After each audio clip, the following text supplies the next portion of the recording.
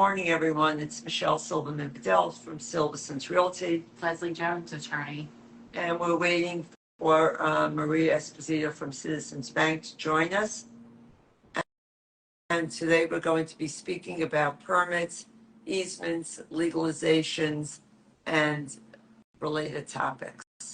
So we're just waiting for Maria to come and join us.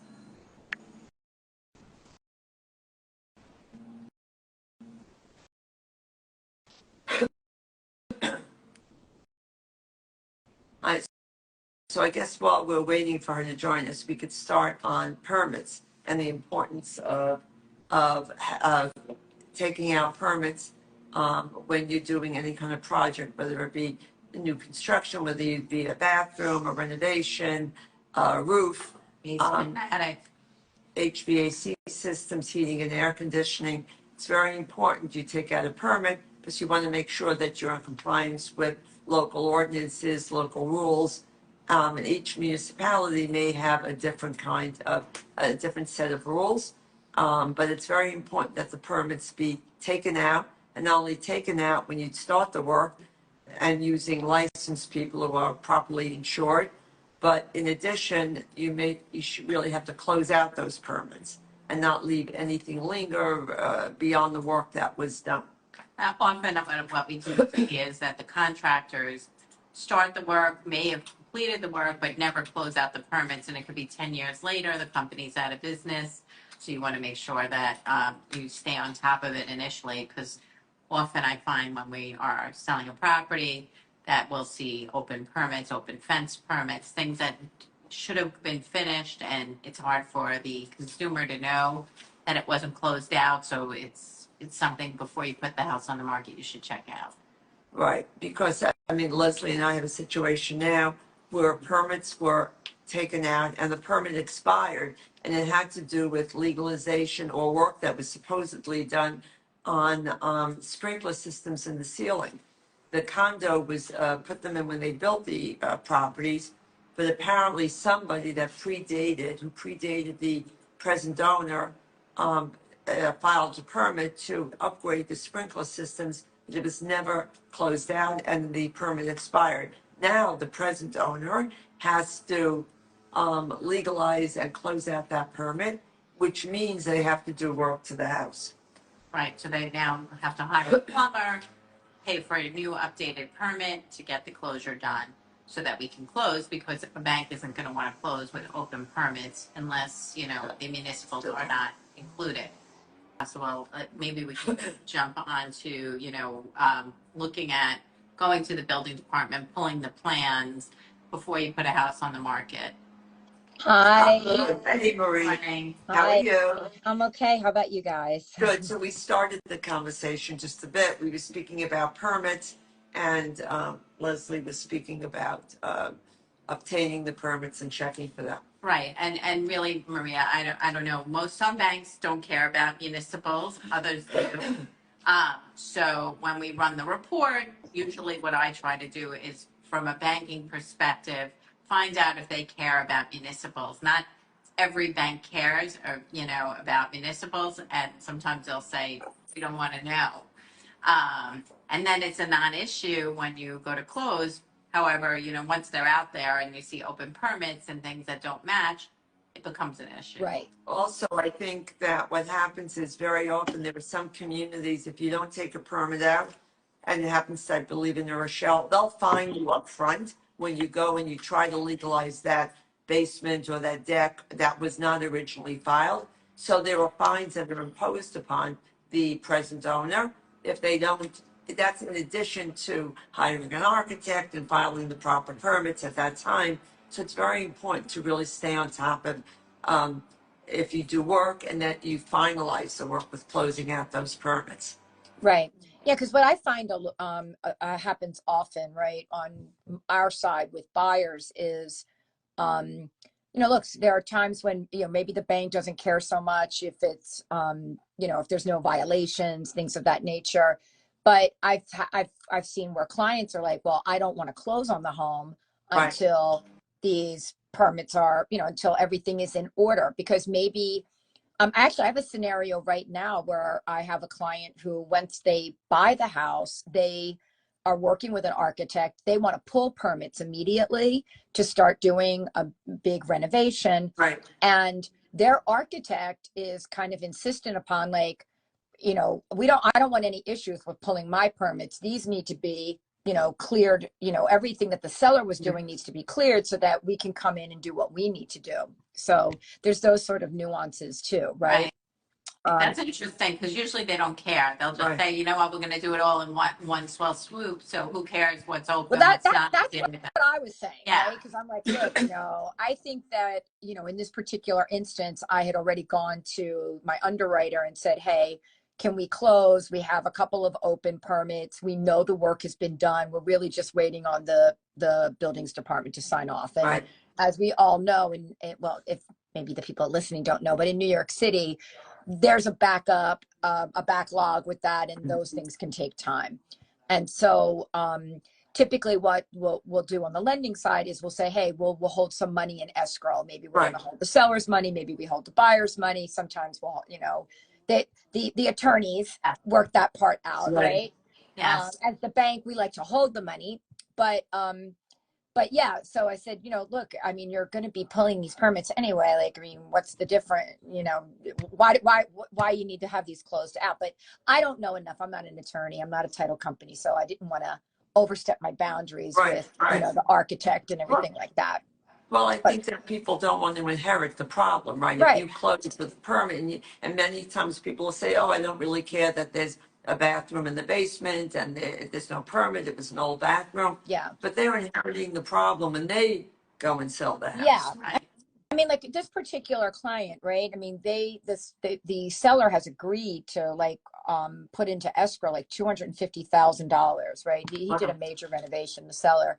And so when I was speaking with the buyer, I said, well, look, that's a lot of money. Obviously the seller's going to want that money back. I would think they have hired an expediter. So it seems to me like, they're moving in the direction of wanting to do the right thing.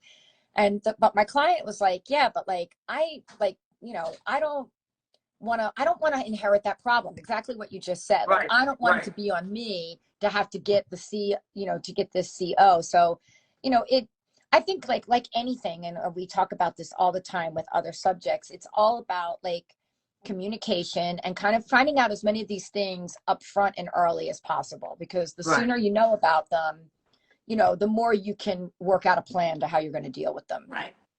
Absolutely. Yeah. And Michelle and I had one just recently Right. where we were pulled the plans, and before we signed the contract, which thank God, and we Right. found out that there was, an illegal basement, and it The actually was, plans, it actually different showed up plans. as different plans. It actually showed up as a garage, but it's actually finished basement space. Very Oh, that confusing. Right. never And happens in New York, yeah, Right. It's amazing. No, but and nothing happened to match up, and it made no sense. And when you go to sell it, it would be like really, and maybe it could be fixed, but Right, it would be really difficult or a little like time consuming if you're looking to close in 8 weeks, 9 weeks. Right.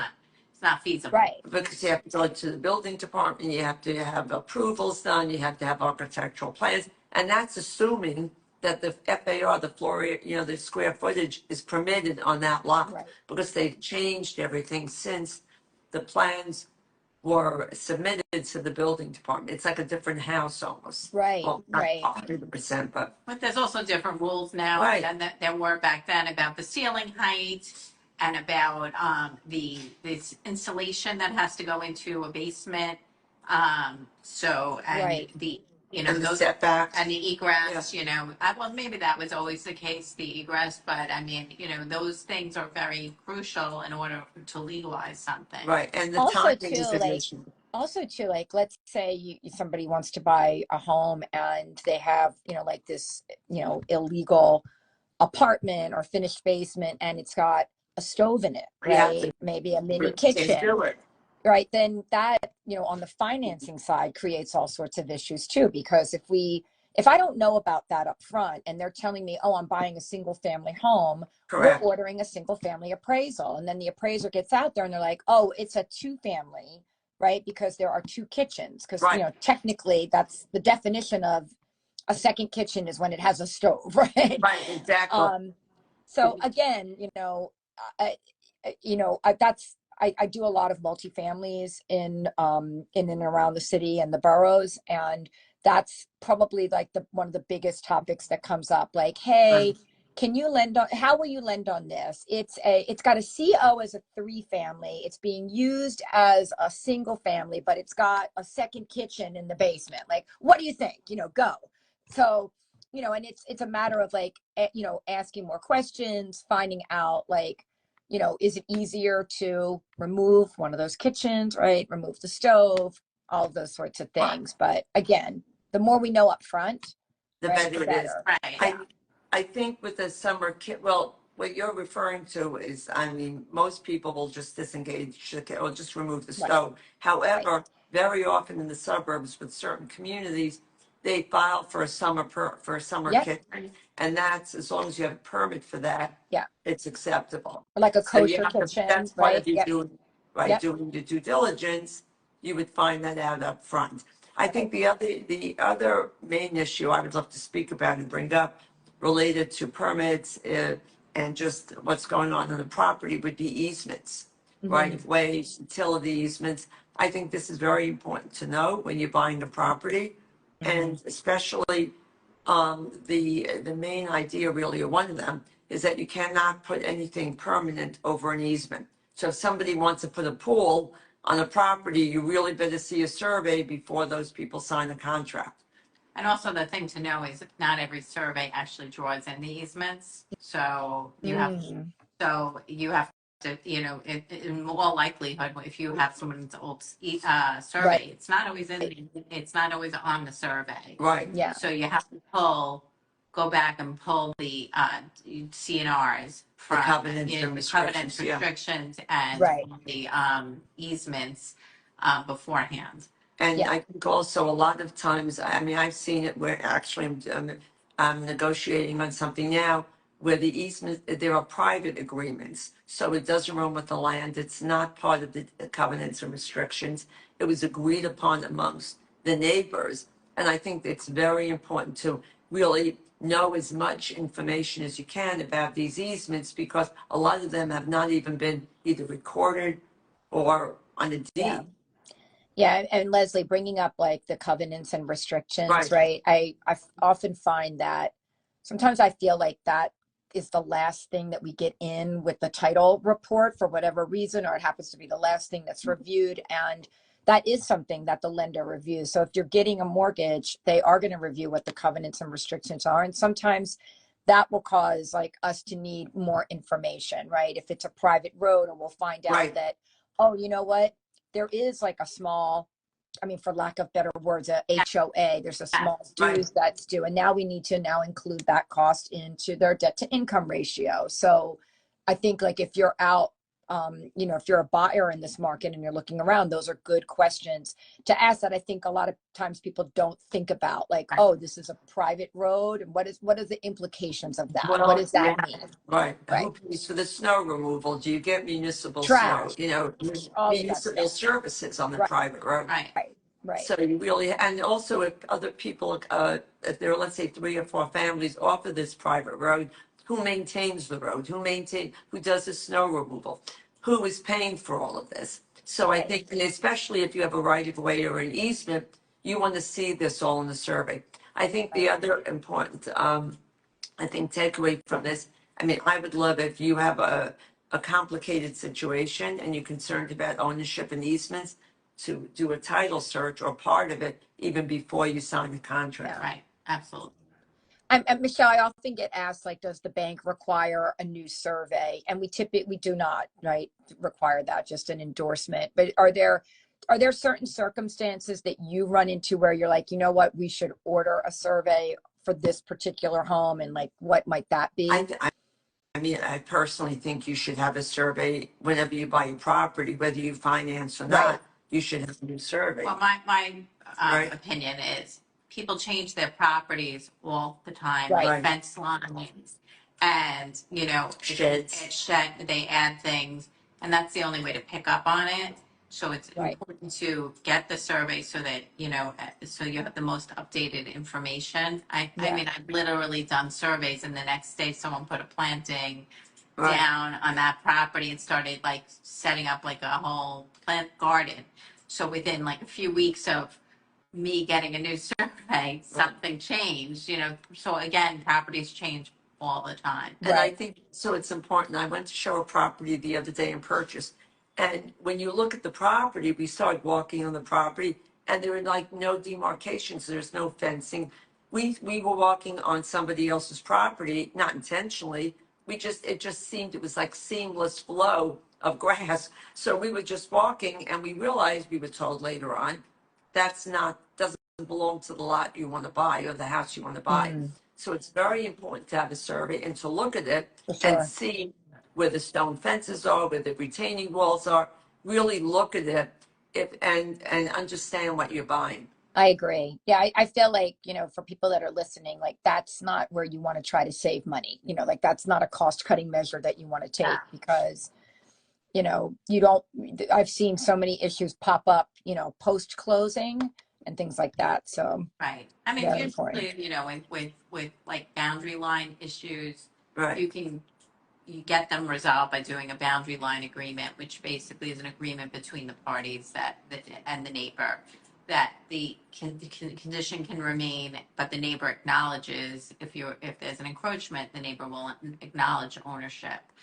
Mm, That you're the current owner, so there's no, that way you can get title insurance. It wouldn't be an exception to title. right. Anything on foot is really an exception to title, and most people want that cleared up before closing. So that's a way to pick up on it and address it, and usually use the survey so that you could, so that everyone can agree on terms. Yep. Right. Yep. So I think Agreed. yeah, I think it's trying to save money on a survey or not doing it. And a lot of banks also want an updated survey.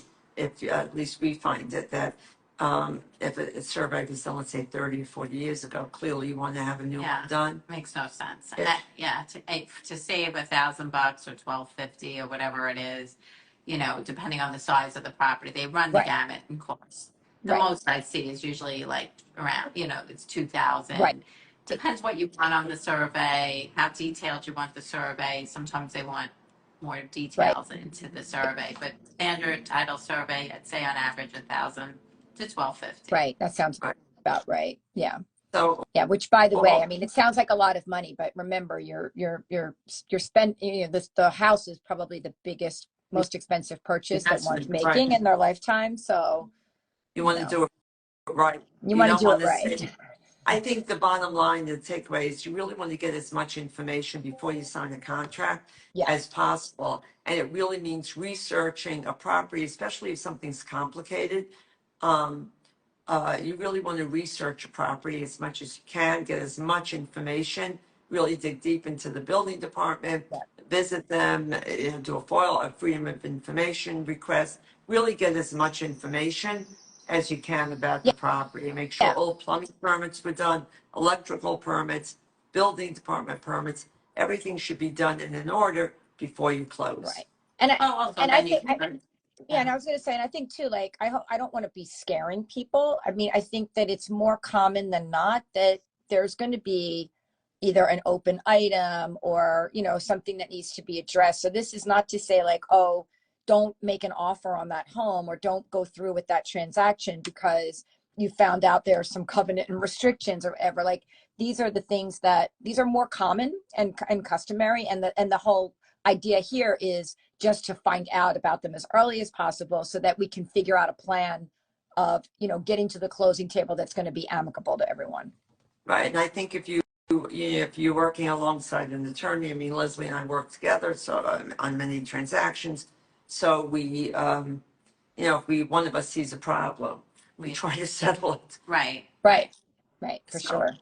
I mean, certainly, Maria, like in New York City, like you see sidewalk violations, you see ECBs, you see all of that, and usually that the way I'm sure you handle it is holding some escrow. Yeah.